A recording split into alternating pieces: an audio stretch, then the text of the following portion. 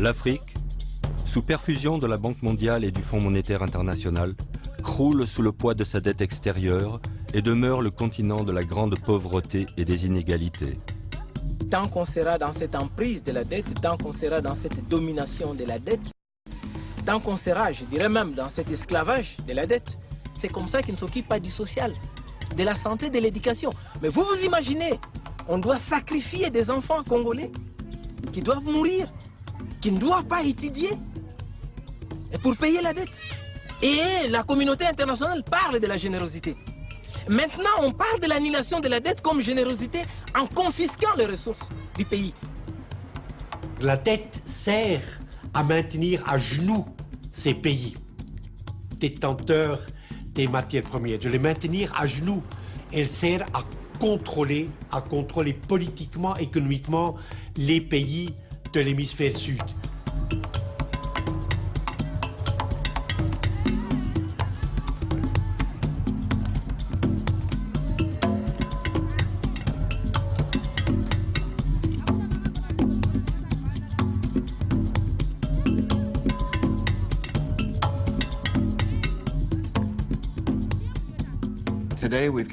Aujourd'hui, moins de 5% de la population mondiale qui vit aux États-Unis consomme presque 30% des ressources. Et environ la moitié du monde vit dans la pauvreté, proche de la famine ou mourant littéralement de faim. Ce n'est pas un modèle, c'est un échec.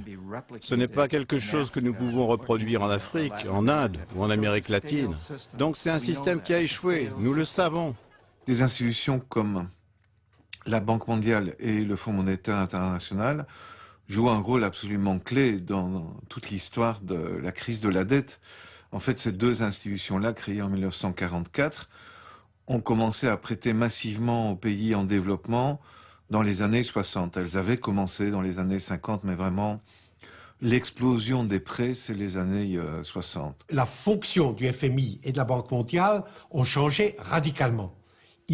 Les deux institutions, elles sont devenues des instruments d'oppression, de contrôle des nouveaux pays souverains, entre guillemets, qui sont nés dans l'immense hémisphère sud.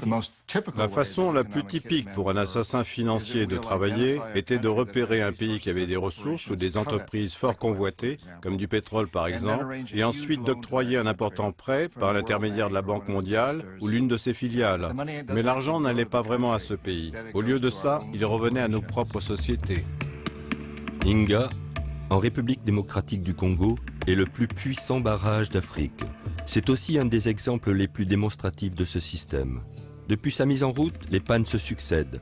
Cet ouvrage représente le plus emblématique de ce que l'on appelle les éléphants blancs, ces réalisations pharaoniques qui n'ont fait qu'aggraver la dette extérieure des pays avec des objectifs qui n'avaient rien à voir avec le développement humain ou économique, mais davantage avec la recherche du profit maximum pour les investisseurs.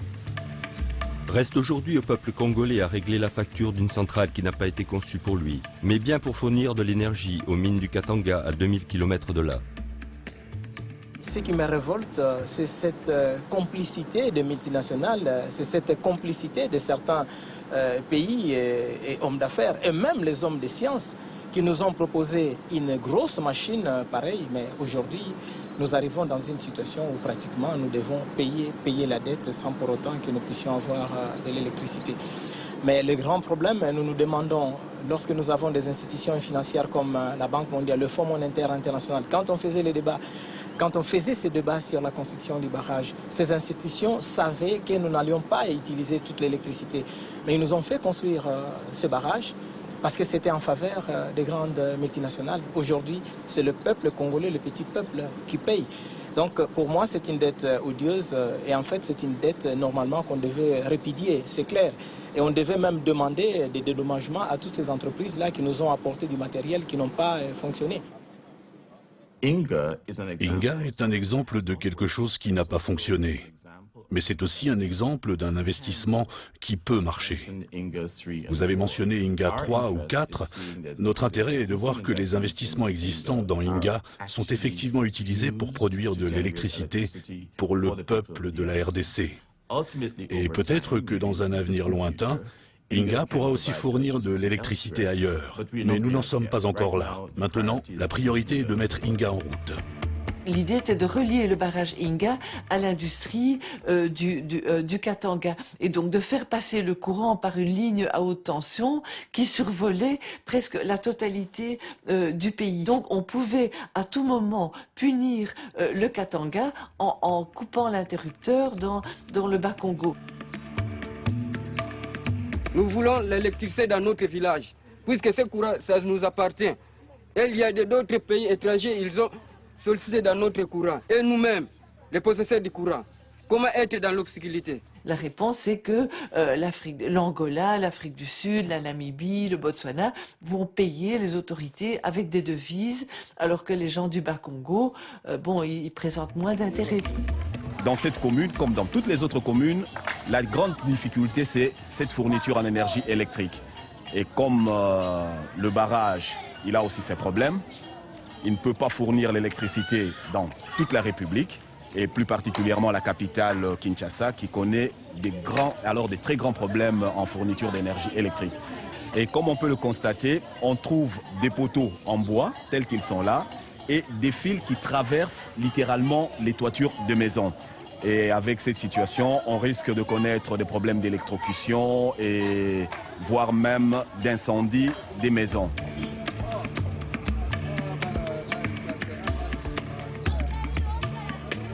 Dans un village proche du barrage d'Inga, nous avons été les témoins d'un incident qui aurait pu avoir des conséquences dramatiques.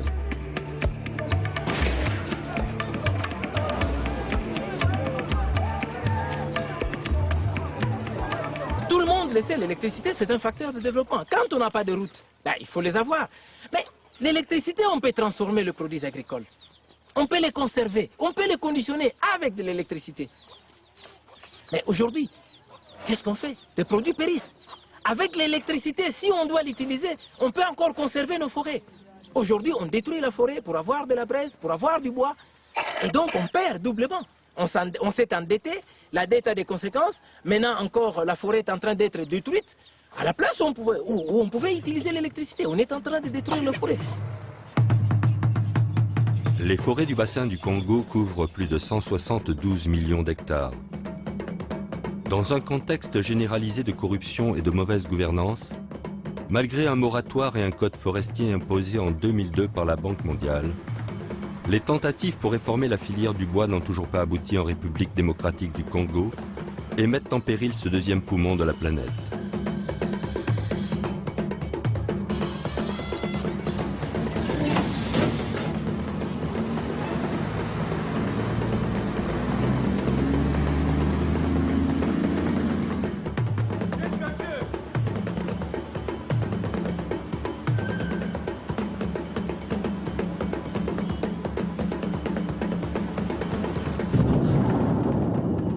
« 70% des pauvres dans le monde vivent à la campagne et dépendent complètement de l'écosystème.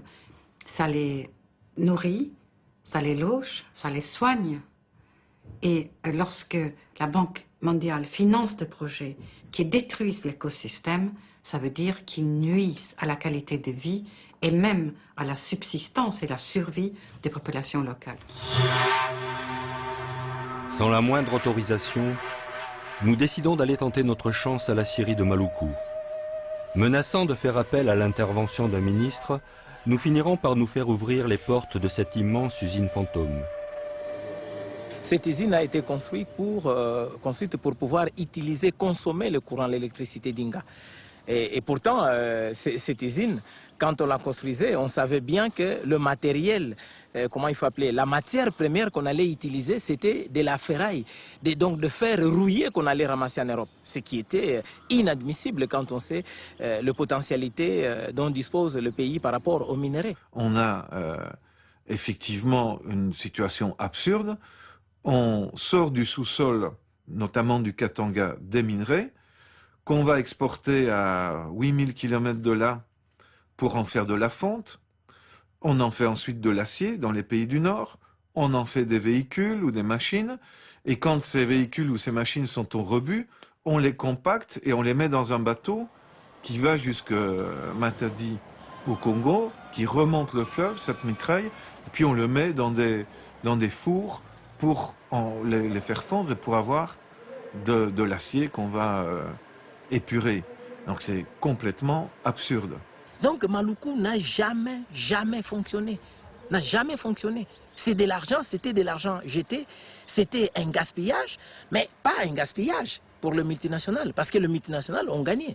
Les multinationales ont vendu leur technologie. Ils ont gagné, elles ont gagné. Voilà, c'est le peuple congolais aujourd'hui qui est en train de perdre et toutes les richesses confisquées à cause de cette dette. Alors, quel est aussi le raisonnement des dirigeants de la Banque mondiale et du FMI? C'est le suivant, c'est on va habituer les pays en développement à dépendre du financement que nous leur apportons pour leur développement ou leur gestion courante des affaires. Et si on les rend dépendants des financements, eh bien, nous obtenons ainsi un moyen de les influencer, de dicter un certain type de politique. Il y a McNamara, Robert McNamara, qui arrive à la Banque mondiale et qui veut faire quelque chose de grandiose et qui commence à emprunter sur les marchés pour pouvoir prêter de plus en plus et qui fourgue vraiment des prêts dans le Sud que certains pays se sont révélés complètement incapables de rembourser. C'est alors que les assassins financiers reviennent et leur disent « Écoutez, nous savons que vous ne pouvez pas payer vos dettes. Donnez-nous de l'argent, vendez votre pétrole à nos compagnies à un prix dérisoire, ou votez pour nous aux prochaines sessions des Nations Unies, ou alors autorisez-nous à construire une base militaire sur votre sol. » Ce genre de choses. Et parfois, lorsque nous avions échoué à corrompre les présidents ou à leur faire accepter ces prêts, alors les tueurs à gages prenaient le relais. Ils renversaient les gouvernements ou assassinaient leurs leaders. Jaime Roldos Aguilera, président de l'Équateur, et Omar Torrijos, président du Panama, ont tous deux été assassinés, car je n'ai pas pu les corrompre ni leur faire accepter ces conditions. Thomas Sankara, qui dénonçait justement la Banque mondiale et le FMI et les créanciers en général, c'est un exemple absolument clair. Il y a une coalition d'intérêts contre lui, de grandes puissances, de gouvernements, d'entreprises et d'institutions internationales. Alors, qui a donné l'ordre d'assassiner et qui a mis au point exactement le complot pour assassiner, je ne le sais pas. Mais il est clair que ceux qui ont assassiné Sankara savaient qu'ils le faisaient en défendant certains intérêts. Et dans ces intérêts, il y avait les intérêts des créanciers, c'est absolument certain. Là-dessus se greffe un contexte de guerre froide, avec une incitation très forte des pays occidentaux à ce que les pays s'endettent auprès d'eux pour les conserver dans leur camp. C'était très difficile, par exemple, d'arrêter de soutenir un Mobutu, même si on a essayé. Mais c'était dans l'équilibre géopolitique de l'époque. Il ne fallait pas risquer qu'un pays aussi riche en ressources minérales que le Zaïre puisse passer, entre guillemets, du mauvais côté. Tout le problème avec la dette, ça n'est pas son niveau absolu, c'est la capacité du pays de rembourser et avec quoi. Et avec les programmes d'ajustement structurel destinés à fournir des capitaux pour payer cette dette, en réalité, on réduit la capacité de ces pays à avoir un succès économique quelconque.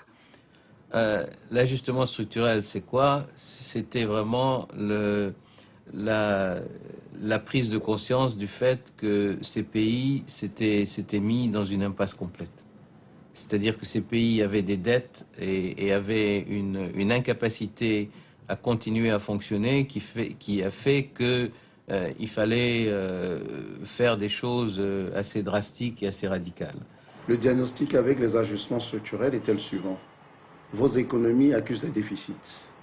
Il faut régler ces déficits. Pour régler ces déficits, il faut diminuer les dépenses publiques. Et les premières dépenses concernées étaient malheureusement des dépenses sociales. Comme ça, on coupait dans le vif les dépenses y compris les dépenses sociales, évidemment, cela a un impact négatif sur le plan de la santé, sur le plan de l'éducation, sur le plan du logement social, que sais-je encore, bien évidemment. Ça s'est passé dans un contexte où Thatcher était en Angleterre, Reagan était aux États-Unis. C'était vraiment le marché roi. Et donc, les économistes du Fonds monétaire, de la Banque mondiale et dans beaucoup d'autres pays, même des coopérations bilatérales, on dit, bon ben, laissons la vérité des prix régner et tous les problèmes vont se résoudre. Je crois qu'en disant ça, on a fait beaucoup de dégâts, en particulier parce qu'on n'a pas compris toujours l'économie politique de ces pays.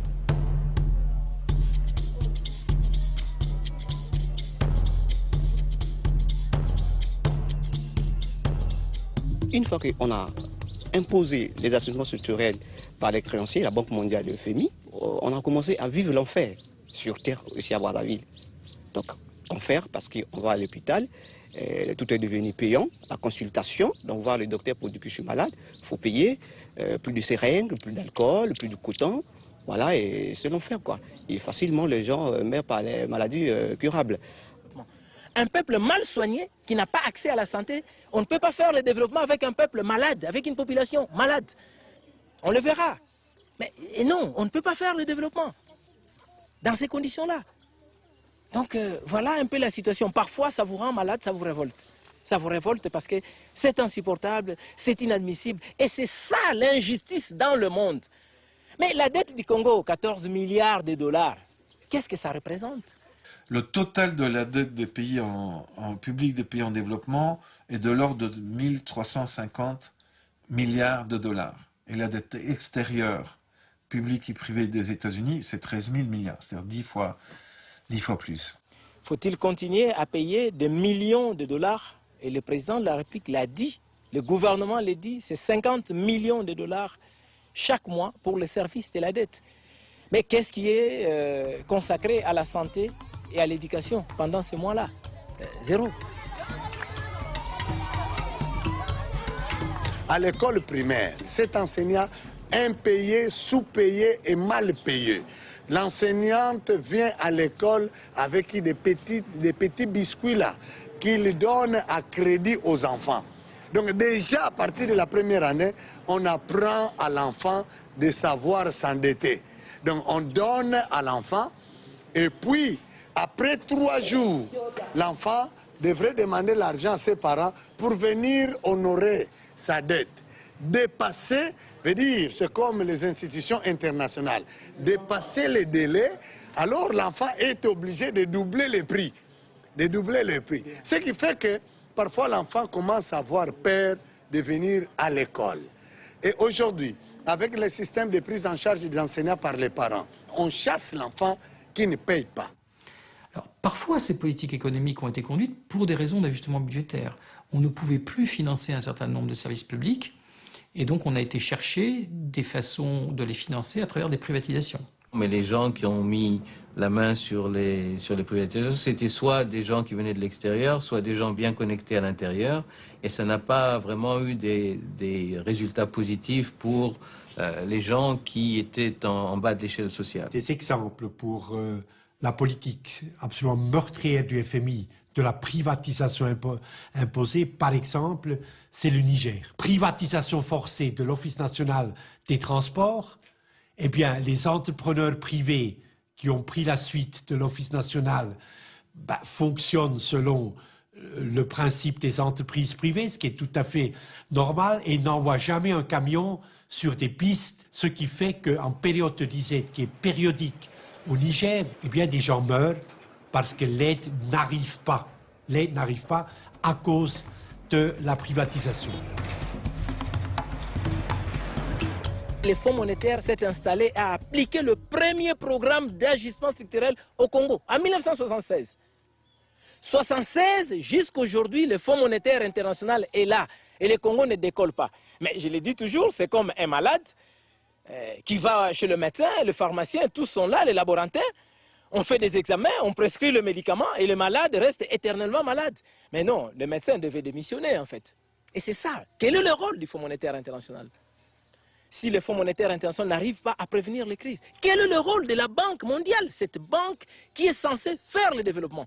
Le FMI tue, la Banque mondiale tue, par aveuglement, évidemment pas intentionnellement, par aveuglement, par adhésion dogmatique au consensus de Washington, qui est une idéologie totalement meurtrière dans les pays pauvres. L'Afrique est une colonie. C'est une colonie dont les dirigeants sont à la merci des grandes sociétés. D'une certaine manière, les empires européens se sont retirés pour soi-disant donner à l'Afrique son indépendance. Mais immédiatement, les entreprises sont arrivées, les dirigeants ont été repoussés, les nations européennes écartées, et les entreprises ont repris de nombreux pays, notamment ceux qui avaient des ressources importantes.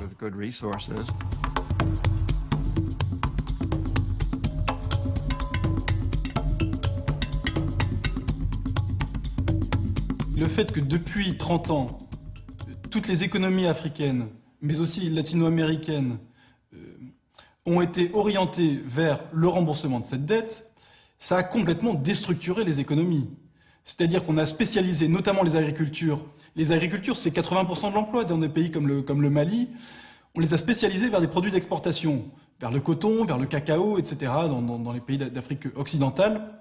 Derrière, c'est l'abandon des cultures vivrières et c'est l'exposition de ces pays à des famines, à de la malnutrition. Et c'est pas un hasard si aujourd'hui, vous avez 80% des gens qui meurent de faim dans le monde qui sont en fait des paysans. L'agriculture mondiale, dans l'état actuel de ses forces de production, pourrait nourrir sans problème 2700 calories adultes par jour, sans problème 12 milliards d'êtres humains. Nous sommes 6,7, donc presque le double de l'humanité. Autrement dit, cet ordre cannibale du monde que la dictature du capital financier globalisé a imposé à cette planète est à la fois meurtrier, les chiffres sont là, je pourrais prendre les épidémies, les victimes de l'eau polluée, etc., mais les chiffres sont là, n'est pas seulement meurtrier, mais en même temps absurde. La RDC, aujourd'hui, on lui demande plus de produire des produits d'exportation pour avoir des recettes, beaucoup de recettes, enfin, au finish pour payer la dette parfois, surtout pour payer la dette. Donc on vous impose de faire le palmier à huile, on vous demande de faire le café, même à l'époque du programme d'ajustement sectoriel, c'était le café, le palmier à huile, le coton. Et alors que la population doit manger. Alors on demande à la RDC, comme vous avez les diamants, vous avez l'or, le cobalt, le coltan, le bois, vous pouvez tout vendre et acheter le produit qui viendrait de la Chine ou bien de l'Europe, le poulet qui vient de l'Europe, le poulet qui vient de la France, d'où Wilkie, qui vient des abattoirs belges Wilkie, et voilà, sinon de l'Argentine. Mais nous, on n'en a pas besoin, parce qu'on peut cultiver. Je vous assure, dans ces pays, quand vous avez planté le maïs, 4 mois après, vous avez déjà le produit. Le riz, il y a des provinces où on produit le riz. Même ici où nous sommes, on produit le riz. Et la viande, nous avons le plateau de Kundelungu dans les Katanga. Aujourd'hui, ce plateau est utilisé dans l'exploitation minière. Alors que le plateau de Kundelungu, à l'époque, c'était le plateau où on produisait la viande. Et aujourd'hui, nous importons viande, poulet, abats, nous importons plus de 140 000 tonnes de viande et abats, poulet. Donc, tout ça, c'est vraiment une politique pratiquement de soumission, une politique de dépendance. Mais nous pouvons tout cultiver ici, tout. Au niveau du marché ici, le poisson, le poulet congelé, les pâtes, les tomates, même l'oignon, c'est importé, et le riz. Parce qu'il n'y a pas une production locale. Et il y en a eu dans ces pays, on a eu des grands champs de riz, on a fait l'élevage dans ces pays, mais tout ce qu'on produit ici, ça doit être exporté, notamment le bois et le pétrole, essentiellement. Voilà pourquoi vous n'avez pas la culture pour nourrir la population. Ils ont surtout imposé des non-cultures. C'est-à-dire ici, c'est priorité à l'importation aujourd'hui. Donc on est même en train d'essayer de remplacer le pain, le manioc par le pain pour que l'importation de blé soit plus rentable parce que le manioc, ça se fait sur place. Donc heureusement, les gens s'accrochent à leur manioc et la seule production qui reste, c'est des productions familiales, des petites productions familiales. Toutes les fermes ont été détruites, toutes les fermes qui avaient été construites avant les années 80 pour produire pour le pays, pour mettre le pays en autosuffisance, ont été détruites. La Banque mondiale a insisté pour que tout le monde plante des cultures d'exportation. Ça va si c'est 1, 2, 3 pays. Mais quand on a une douzaine ou plus de pays qui produisent la même chose, et les mêmes qualités des mêmes choses, café, coton, cacao, métaux, etc., ben ça ne va plus. S'il y a trop d'offres sur les marchés, ben ça fait chuter les prix. Ce qui a eu comme conséquence une réduction donc de leurs revenus, puisqu'ils tirent leurs revenus des exportations, puisqu'on leur a dit de faire cela et qu'ils ont été d'accord de le faire. Le coton est une belle illustration de ce développement extraverti où on nous a miroité le fait qu'il y a une demande, qu'un marché existe, qu'il fallait seulement produire. Et qu'est-ce qu'on nous trouve de mieux à nous dire aujourd'hui alors qu'on est incapable de nous nourrir? C'est d'aller vers l'agrocarburant. Est-ce que c'est l'agrocarburant et qui va remplir les ventres ou bien il faut remplir les réservoirs pour polluer davantage? J'en sais rien. On s'achemine vers et on est en train de vendre les terres agricoles. L'année dernière, 22 millions d'hectares de terres arables, fertiles, ont été volés aux paysans africains. C'est-à-dire, sont passés, ont été achetés par les hedge funds ou par les sociétés multinationales. Donc, la Banque mondiale, quand elle dit, oui, il faut pousser à l'investissement, il parle d'investissement étranger, il faut confier ces terres africaines si mal exploitées, il faut les confier à la fruitière de Marseille, à Bolloré, au Capital Gains Hedge Funds de New York, parce qu'ils sont capables de rentabiliser ces terres, eh bien, c'est une argumentation meurtrière pour les paysans qui sont sur place. À mon avis, un pays tire le meilleur parti des ressources qu'il possède en abondance en les exportant dans les limites de son propre marché national, bien entendu, afin de générer de la richesse. C'est une stratégie que de nombreux pays, pas seulement africains, connaissent très bien. Donc, je ne regarderai pas ça seulement comme une manière de rembourser la dette, mais comme un moyen de générer de la richesse et des opportunités de croissance. Et par le biais de la croissance, réduire la pauvreté. Partout où le Fonds monétaire international impose un plan d'ajustement structurel impliquant l'extension des terres vouées à l'agriculture et l'exportation, la faim de la population augmente. En Afrique, seulement 20% de la population est desservie en eau potable. Et contrairement aux idées reçues, l'Afrique subsaharienne ne manque pas d'eau. Cependant, les politiques mises en place par le FMI suite au plan d'ajustement structurel n'ont fait qu'aggraver les difficultés d'accès des populations à des points d'eau.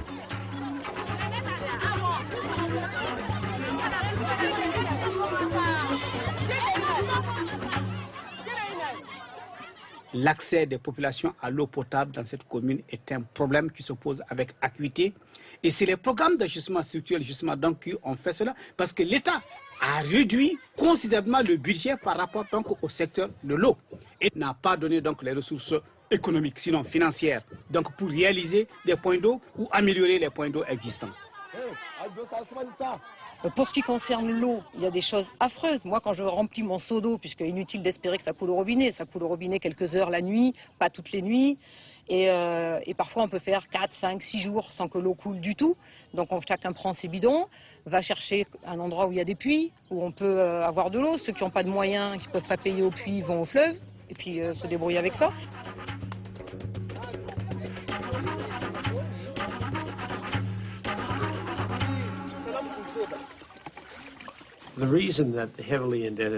La raison pour laquelle l'initiative Pays pauvres très endettés est apparue nécessaire et que je l'ai soutenue au niveau de la communauté internationale, c'est qu'il était très clair que les pays pauvres croulaient sous le poids de leurs dettes.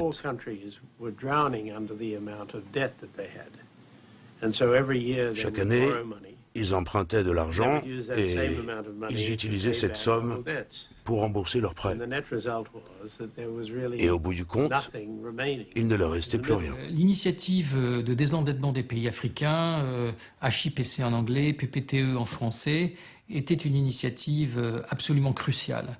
Et Jim Wolfensohn a eu un rôle historique absolument considérable en faisant comprendre et admettre au gouvernement des pays de l'OCDE que l'on ne pouvait pas continuer à refinancer à perpétuité la dette africaine, éventuellement même à partir d'un certain moment avec des subventions, ce qui revenait en fait à l'éteindre petit à petit, mais dans un mécanisme qui maintenait les pays africains dans une dépendance politico-financière qui était politiquement, économiquement, culturellement extraordinairement dommageable pour tout le monde.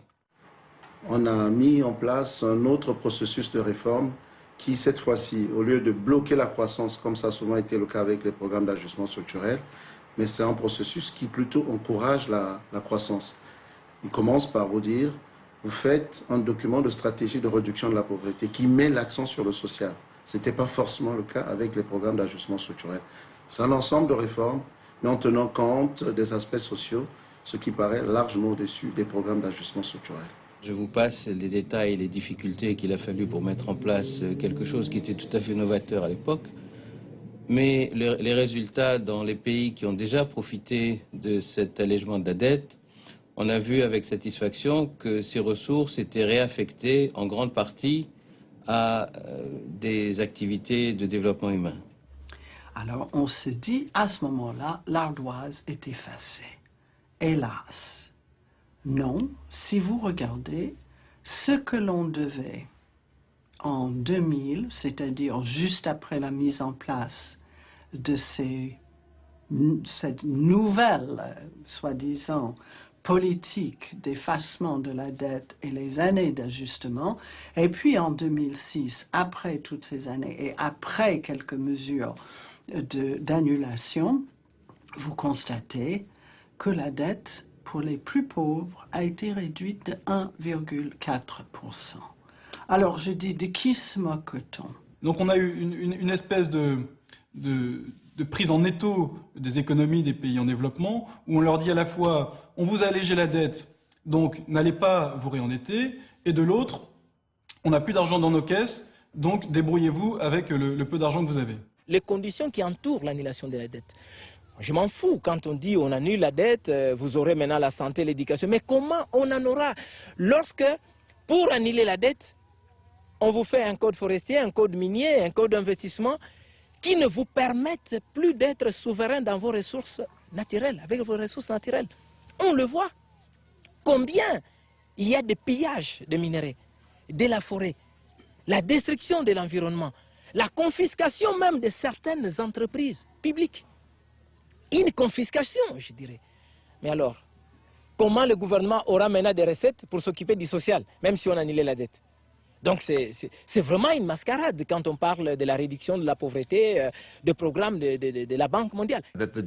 Les programmes d'annulation de la dette de la Banque mondiale, du FMI et du gouvernement américain sont une honte pour la plupart. Parce qu'ils disent à ces pays, notamment aux pays africains qui en ont récemment le plus souffert, « Ok, nous annulons toutes vos dettes, mais vous devez accepter ces conditions. Vous devez totalement ouvrir vos portes à nos sociétés.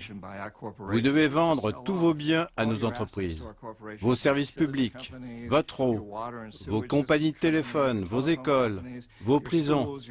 Vous devez tout brader à nos sociétés. » C'est comme si on vous coupait le membre là, c'est comme ça que j'explique ça. On vous coupe le membre là-bas, on vous en coupe encore là, et on vous laisse ces morceaux-là, on vous dit vous êtes libre. Ben vous êtes libre monsieur.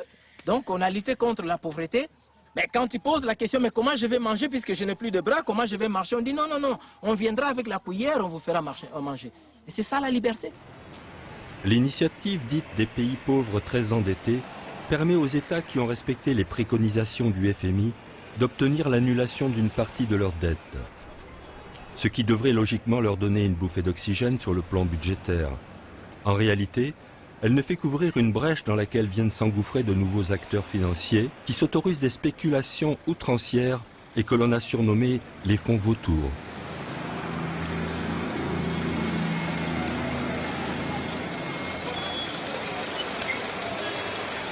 les fonds vautours, en fait, la dynamique est assez simple. C'est-à-dire que vous êtes un fonds d'investissement, vous rachetez au 10e ou au 100e de sa valeur une dette contractée il y a 10 ans, il y a 20 ans, et dont tout le monde pense qu'elle ne sera jamais remboursée. Et vous allez devant le tribunal pour exiger le remboursement intégral de la dette, plus les intérêts de paiement, les arriérés. Ce qui fait que vous avez des situations ubuesques où, par exemple, Kensington, un fonds basé aux îles Caïmans, comme par hasard, rachète pour 2 millions une créance du Congo-Brazzaville et ensuite va réclamer devant les tribunaux 120 millions. C'est-à-dire 60 fois la mise de départ. Que font les tribunaux? Ils disent « vous avez raison ». Le créancier a toujours raison, c'est le contrat qui l'emporte sur les contraintes que peuvent avoir les pays en question. Nous avons été victimes des fonds vautours. Nous avons été même lynchés par les fonds vautours. On a failli perdre notre dignité de pays souverain à cause des fonds vautours. Ces fonds se sont permis de saisir en pleine mer des cargaisons de pétrole qui étaient destinées à l'exportation. Ces fonds vautours ont traqué les dirigeants congolais. Je vais vous parler d'une anecdote.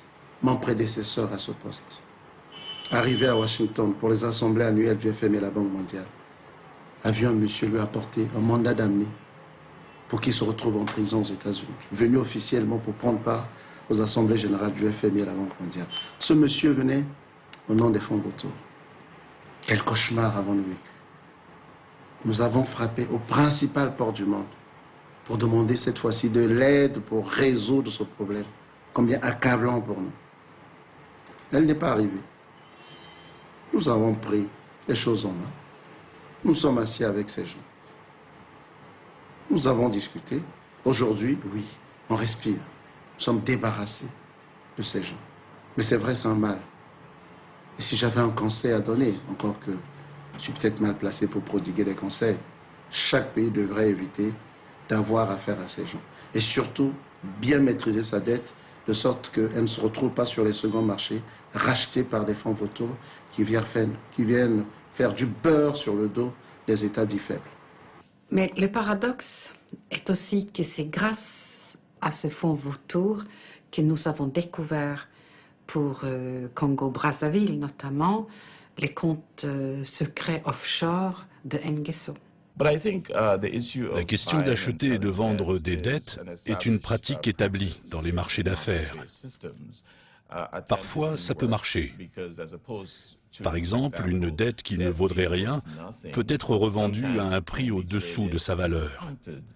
Et ça, c'est une pratique commerciale acceptable. Ce que nous ne voulons pas, c'est d'une spéculation qui gonflerait artificiellement la valeur de la dette. Mais ça crée beaucoup de problèmes, beaucoup de difficultés, et il faudrait que nous réfléchissions à limiter l'usage de ces instruments pour les pays très endettés.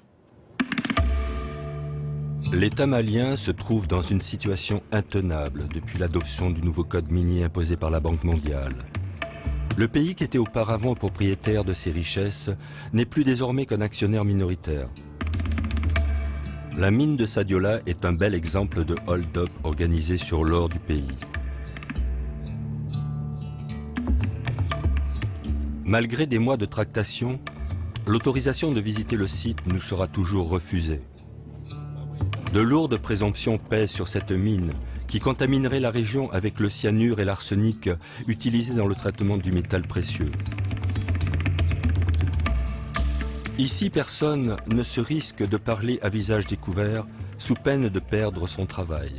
Pour ce qui est du Mali, je ne peux pas parler, mais c'est pour ce qui nous concerne, les travailleurs de la mine ici et puis la population, on n'a rien gagné. 10 ans, on n'a rien gagné. On n'est pas logé ici, il n'y a pas d'eau potable ici. Tu vois, vous voyez les petites cases qui sont aux alentours de nous ici. C'est ici que les travailleurs de la mine logent dans ces cases-là, vous voyez vous-même. Où va l'argent de la mine? Je ne sais pas. Je ne sais pas. Il y a des gros caïmans au sein du gouvernement, donc tout ce qu'on gagne, tout ce que les Occidentaux leur donnent, ben, c'est dans leur poche. Hein.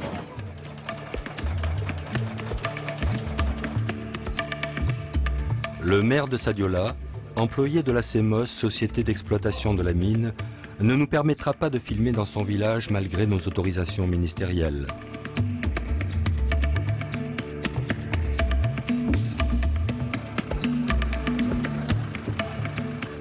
Nous aurons plus de chance à Yatella, une mine voisine, ou quelques villageoises bravant les interdits. Nous avouerons que les femmes font régulièrement des fausses couches, que l'eau contaminée des nappes phréatiques est sûrement responsable de tous les maux, et que les poussières entraînent de graves problèmes pulmonaires, surtout chez les enfants.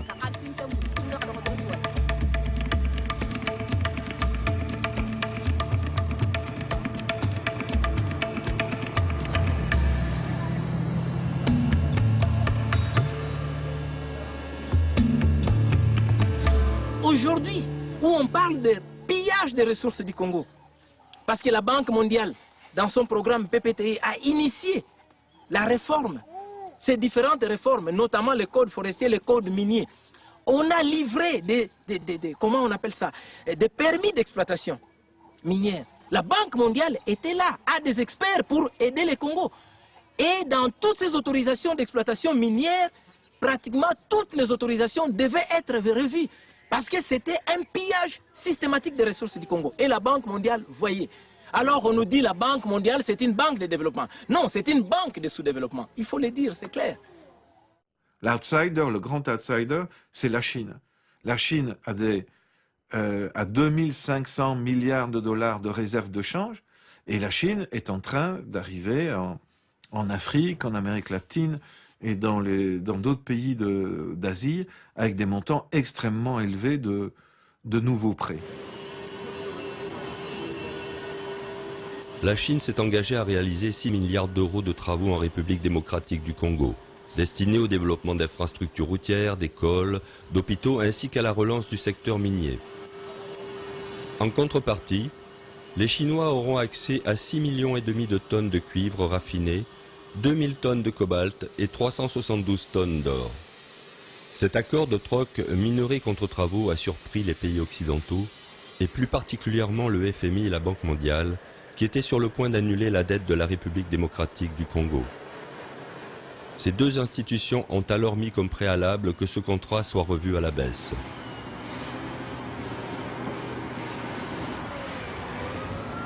Et donc la négociation a été extrêmement pénible, ardue, il faut vraiment le dire, avec du chantage exercé sur Kinshasa, des visites de représentants du FMI, de grands présidents de pays européens qui ont dit « vous renoncez au contrat chinois, on vous efface la dette, vous ne renoncez pas, la dette se maintient ». Nous sommes heureux de dire que le gouvernement et ses partenaires chinois ont travaillé très dur pour reconsidérer ce programme et l'ont en effet bien amélioré, de sorte que la RDC pourra désormais bénéficier à la fois d'un allègement de la dette et de ressources supplémentaires pour les infrastructures dont elle a si désespérément besoin. Je pense que la Chine comprend que l'Afrique a beaucoup de ressources dont elle a besoin, en particulier des ressources naturelles. Elle a également le potentiel d'être un marché important parce qu'elle compte 1 milliard de personnes et en 2030, elle sera proche des 2 milliards. Ils sont certainement aujourd'hui dans une étape qui ressemble beaucoup à celle que la France pratiquait dans les années 70 dans sa propre relation commerciale à l'Afrique. On revoit d'ailleurs des opérations qui ressemblent trait pour trait à ce que nous avons pu faire. La Chine est la bienvenue, l'Inde est la bienvenue, le Brésil est le bienvenu, la France est la bienvenue. C'est un endroit qui a un énorme potentiel.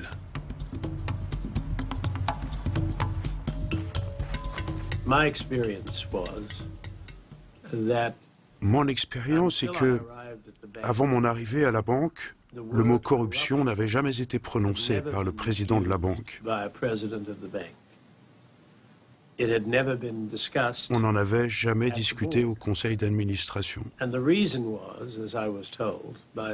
Comme on me l'a laissé entendre, malheureusement, bon nombre des pays membres avaient des gouvernements corrompus.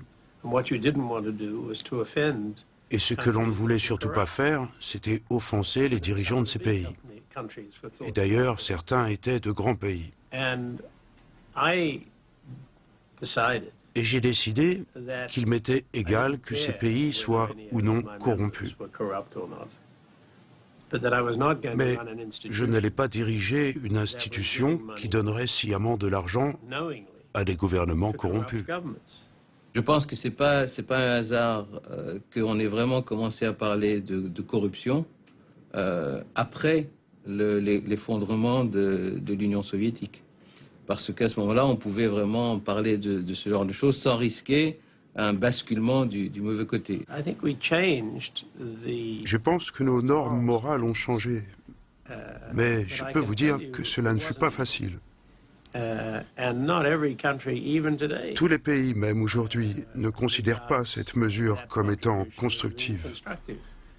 Et d'ailleurs, aujourd'hui, tous les pays ne se sont pas dotés de moyens anticorruption. Il y a beaucoup de pays qui utilisent la corruption comme outil de concurrence. Je ne les nommerai pas, mais vous devez en connaître. Certains sont d'ailleurs très importants. Mais la corruption ici, c'est une vie. C'est une vie. La corruption, c'est une vie. C'est comme ça que les gens vivent. Parce que vous pouvez aller dans de grandes sociétés de ces pays. Nous prenons par exemple notre société de douane est assise, l'OFIDA. Quand vous allez à l'OFIDA, vous trouverez des bis vraiment archaïques. Mais les gens qui y travaillent se promènent avec des jeeps terribles.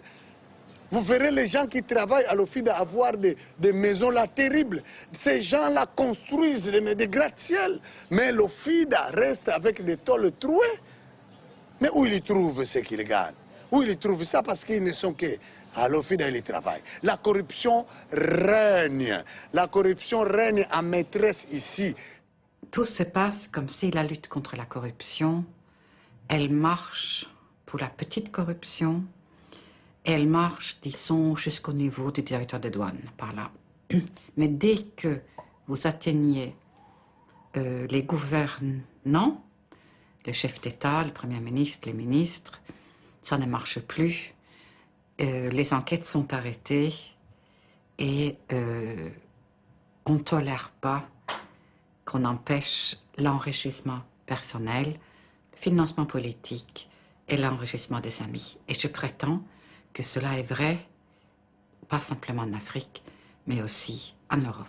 Dans ce contexte, nous avons travaillé avec nos partenaires afin d'améliorer les institutions qui sont faites pour une meilleure gouvernance économique.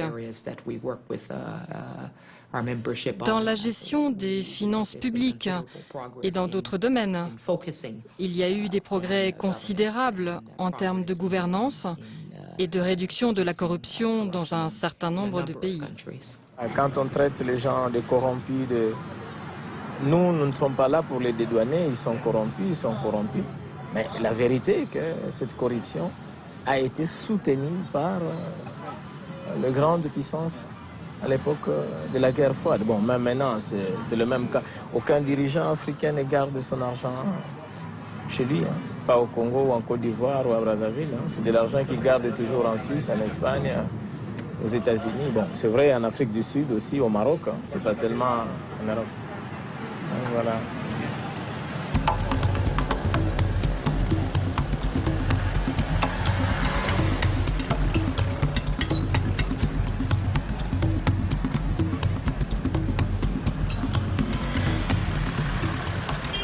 L'Afrique devrait s'inspirer de l'exemple de l'Équateur, ce pays d'Amérique latine, qui en 2007-2008 a procédé à l'audit de sa dette pour déterminer la partie légitime, odieuse de la dette. Il y a toute une série de contrats, et on le voit dans le cas africain, qui sont absolument inacceptables, y compris du point de vue du droit international et du droit interne, qui sont parfaitement frappé de nullité.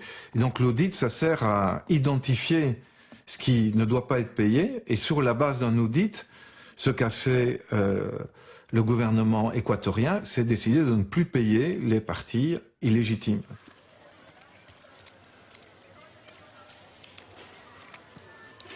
Et je crois que on ne veut pas être martyr, c'est vrai. Mais il est temps qu'on se lève.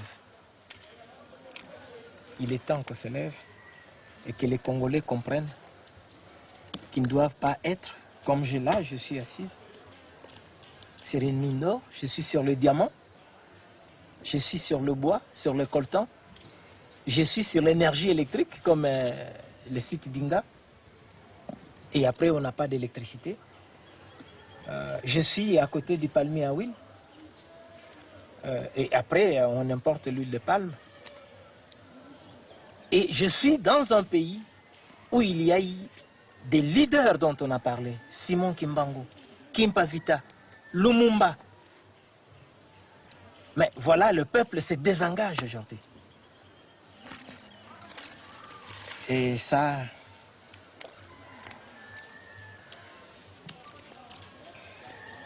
Mais je ne désespère pas, ça viendra.